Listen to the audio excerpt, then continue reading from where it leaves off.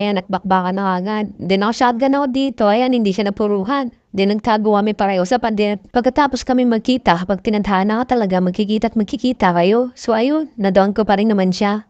After naman neto, at nung nakita ko naman siyang gumagapang-gapang na, ayun, syempre kailangan tapusin ang paglalaro niya.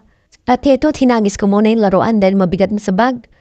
So pagkatapos neto, may nakita ko na parang kiti-kiti, ayun o, medyo nabawas-bawasan naman natin siya.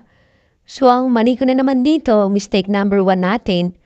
Siyempre, hindi ko napansin na may tao pala doon na gumagapang. Ayun no, binosan ko yung mechanics ko. So, siyempre, siya yung na-detect. Napakahusay, di ba? Then yun, naka-down tayo nun ng isa.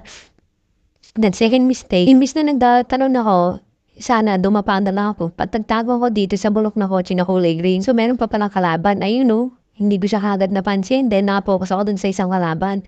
Then jump naman ako ng jump. So ayun, natunuyan na tayo.